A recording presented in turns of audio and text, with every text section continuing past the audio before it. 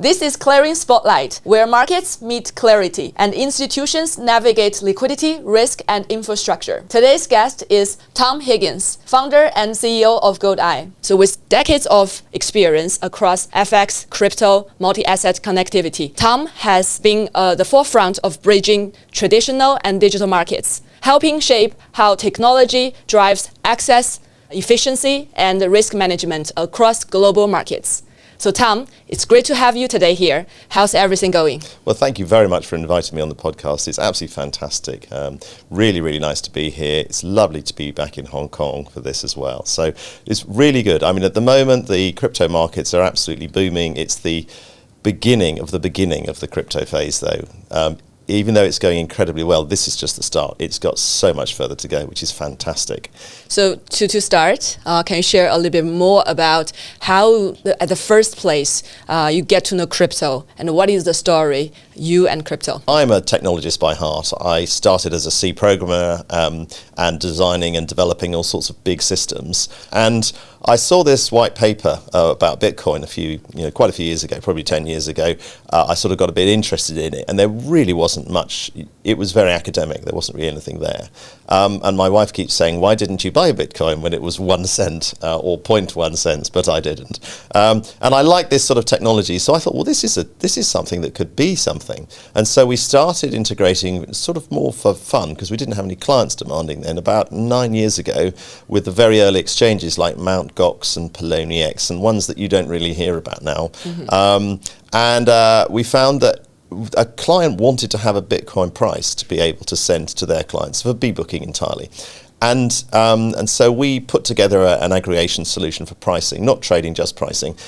But they were so unreliable, these exchanges. We needed 9 exchanges to aggregate to get a feed that was accurate and was reliable, working 24 hours a day, which is, today you would think is absurd that you need so many to make that actually have a reliable feed. And so that sort of got us into the market, and that was really sort of kicked it off. So in your perspective, what is the next phase, and what is keeping the FX markets coming into crypto? Yeah, there's quite a few different things actually. There's technological problems, there's psychological problems, and there's regulatory problems. And all of those have to be addressed. So some of the problems that they have, and organizational, I guess, as well.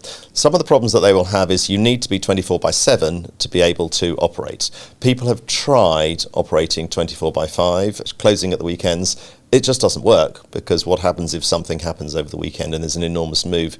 You're just going to be massively exposed if you're not operating 24/7. So you need to have staff, you need to have risk managers, you need technical people, you need systems that can run continuously and not have to stop for hours to do batch processing at weekends that some of the FX systems do.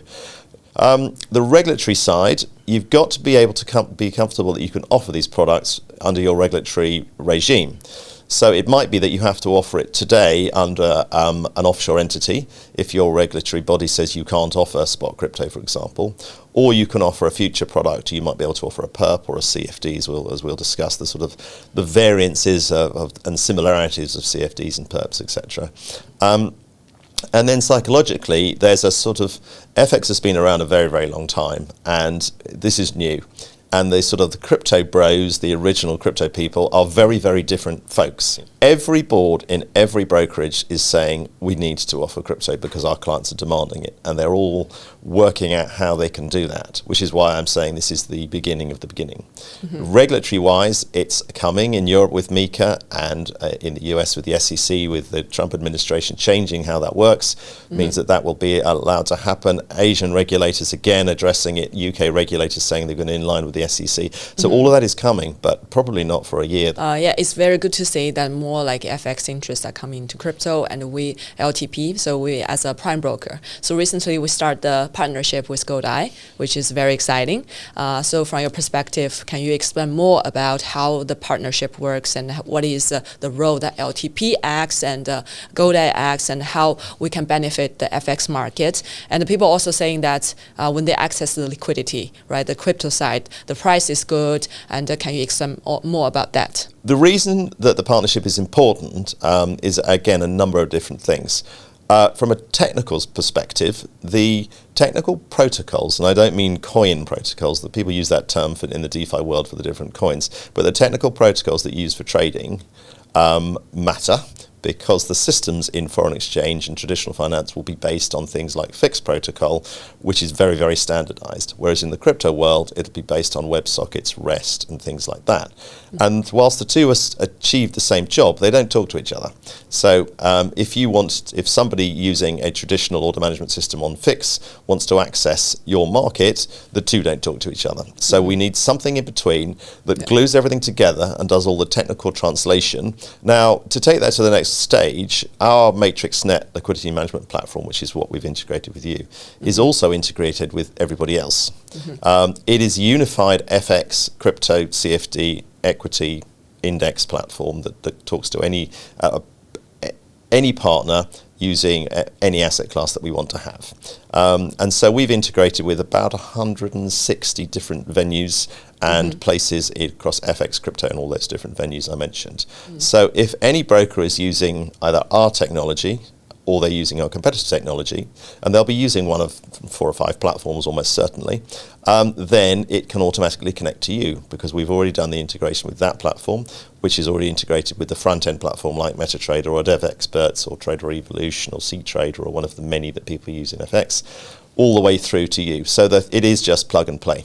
So another question is, so we heard that the CDFs, right, like in the FX market, it's just like perpetuals in crypto markets. So in your perspective, do you think that's true? And what is the difference? Can you share us more about it? Yeah, so the CFD is a contract for difference, and it's really the same as a perpetual in its underlying reason for existence, which is to trade the product but not actually own the coin.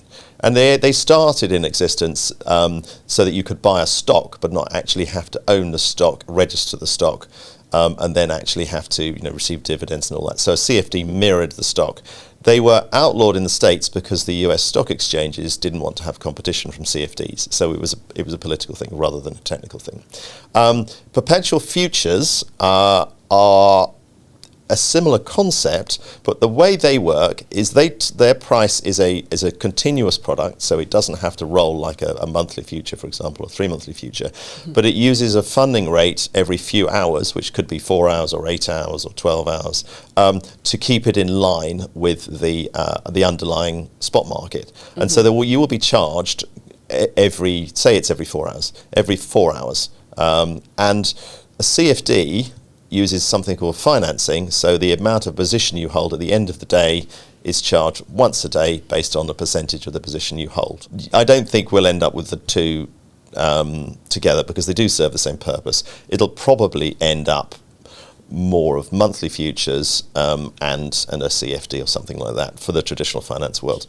The pure play crypto world likes to have the flexibility of different things, so they'll probably continue using both. For some of the topics about the liquidity, now we can move to the tech side of things and the infrastructure.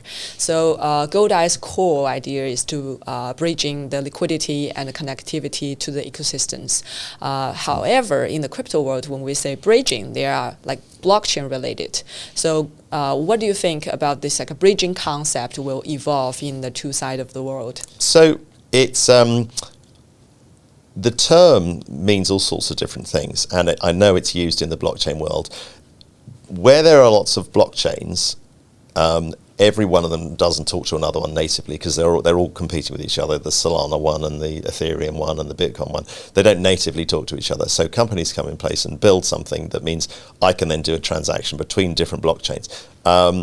But we are unifying everything into one place, and I think the bridging between DeFi worlds is trying to make it easy to move stuff around, but the scale that it's done on is really quite different. In our world, bridging between different liquidity providers means we have to do this way sub-millisecond, everything through.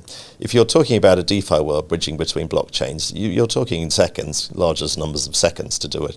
A transaction on one blockchain, bridge it through to somewhere else, make sure it's happened, and then get confirmed and validated across all the different blockchains. It's much, much larger. So for GoldEye, do you think moving forward, will you do more things on-chain, or what will be your ideal access to the DeFi? I think for the next couple of years there will be we won't be doing much on-chain as far as the DeFi world, but just because our sort of clients are larger institutions in the crypto space and they won't be operating on-chain.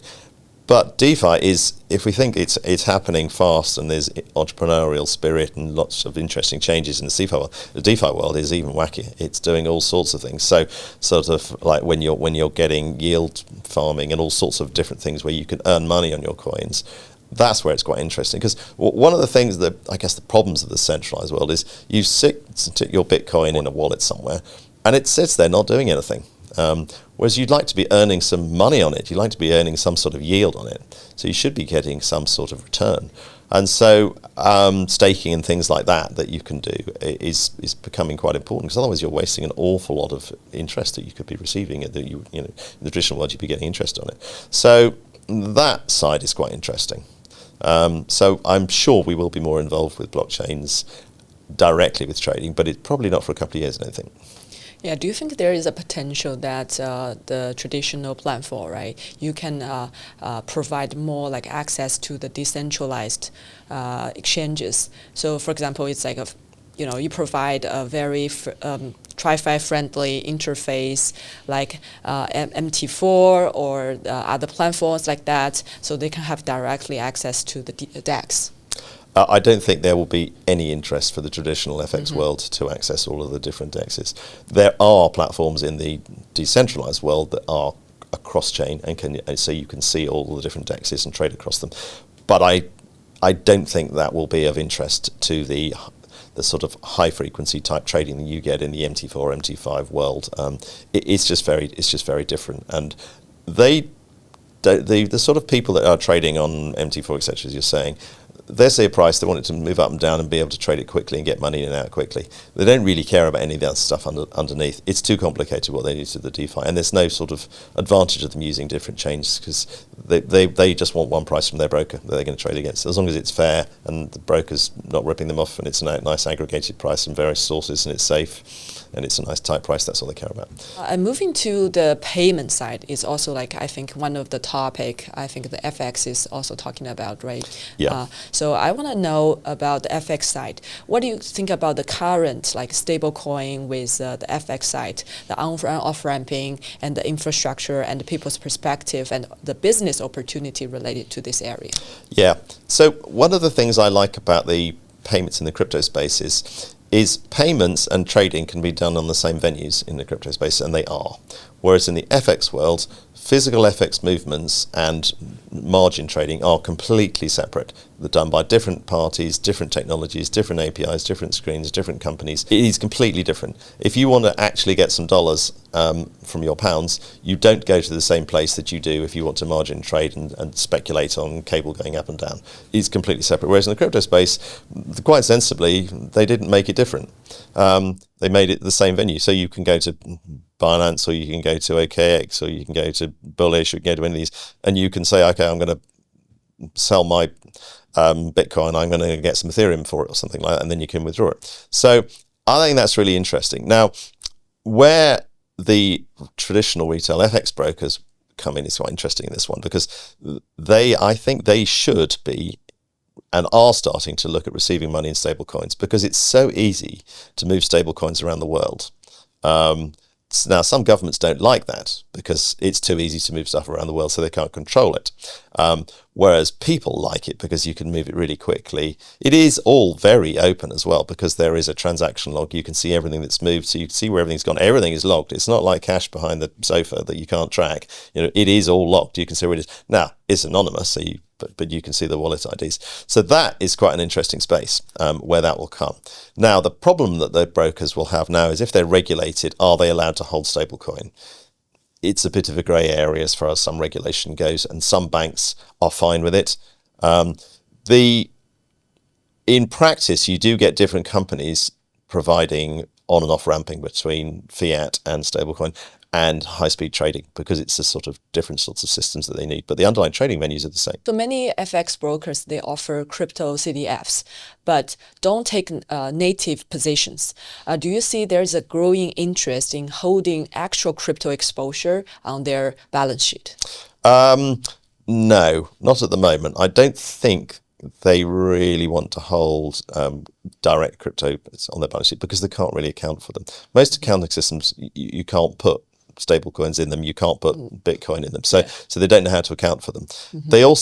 They're changing all the time. If they're quite volatile, they don't know quite how much money they've got. The same could be said for actual currencies, but Bitcoin can move rather dramatically, rather more than a normal currency. So I think they're a bit scared on how to do that. If they could wave a magic wand and they could just hold them all and the regulators didn't mind, yes, I think they would.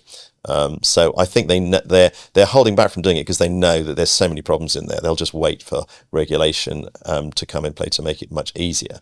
So it's much easier for them to offer a CFD than a spot. Now, even if they're offering a spot product directly, it doesn't mean that they actually have to hold the coins, because that can be done through the settlement agency. They can just have somebody else do that part of it, or moving money in and out of wallets and things. They don't have to do that. I want to dig a little bit about the regulation and compliance side of things. This is a kind of controversial topic. So a lot of people saying that the FX side sometimes is lack of regulation, right? So what do you think about when you adding the crypto elements to the FX world? What is the regulation will looking like in the coming future? Well, there's two ways that people are looking at the regulation. Some people are saying, we'll add a different asset class. So it'll be coming under the existing regulation, and it'll just be another thing that's added to that regulation. So where you can trade FX and you can trade equities, we'll just say you bolt onto that regulation, you can trade spot cryptos. Other regulators are saying it's completely, like MiCA, it's a completely separate regulation that is just for cryptos. And so you can't add on cryptos. You have to then apply for crypto regulation as a separate. I prefer the model where it's another asset class that's added on, because it's much easier. So every existing broker can simply say, I apply to their regulator. I also want to hold spot cryptos. That's the way that I believe that the UK and the US will be doing it. And I think that is probably better than the European MiCA regulation, which is really quite complicated and very, very Eurocentric. So I want to talk more about the risk management side. So as you mentioned, so there are some infrastructures in the crypto world we see is kind of similar in the FX. So let's talk about ECM, right? So crypto now has ECMs. There are a few big names out there. So do you think that GoldEye will looking forward to maybe connect or integrate those platforms? And do you think there might be cross-market connectivity in the near future? We are already connected to all of the ECNs, because I already saw them as an extremely important thing. So we recently did an announcement that we've fully integrated with Finery Markets, because Finery Markets is one of the leading ECNs in the crypto space. And we've also integrated a while ago with Crossover Markets, Route 28, which is the hidden roads used for Crossover Markets for their perp venue, Enigma, Cypertor. So we have integrated already with all of the ECNs that exist in the crypto space, because they need to have liquidity from different sources. They need to be able to connect. So if somebody wants to come in and they want to access one of these ECNs, it's quite complicated from a technical point of view.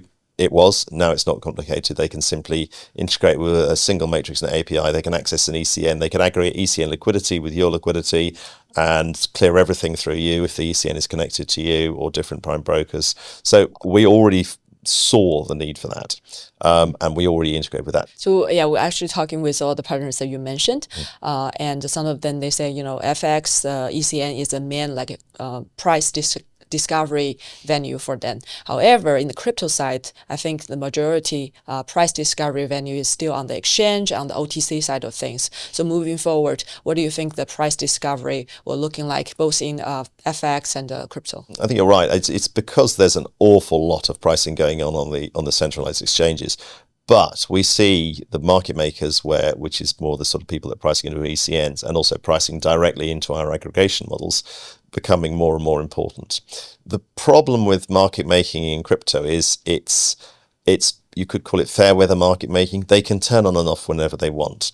Whereas in the equity world, market makers are obliged, if you look at the New York Stock Exchange, they are obliged to make a market of a certain size in certain stocks, certain times of the day. So there will always be a market there. They can't just turn off because they don't like the fact that the price has gone a certain way. Whereas in the crypto world, they can. And when the big liquidation event occurred, lots of market makers turned off. Some didn't, but lots of them did. But the great thing about using something like us is because we aggregate it all together, it doesn't really matter where it's coming from. Your end clients will still see it as a thing. I can trade my something coin on Dogecoin of some sort on my feed, and it doesn't matter that that's executing on an exchange here, or it's executing on a market maker here, or wherever. And then, of course, with the prime broker service, again, it doesn't make any difference where it's traded because it's all getting netted and cleared together anyway. So it doesn't matter the fact that you're long on one and short on another because you clear it all. Mm-hmm. So looking ahead, because all the assets are merging together, right? So LTP also, we are moving towards to a multi-asset prime broker. So what do you think about this idea? Like, do you think there will be a unified ecosystem that can combine all the asset class together? And do you think it's coming soon, or what is the barrier?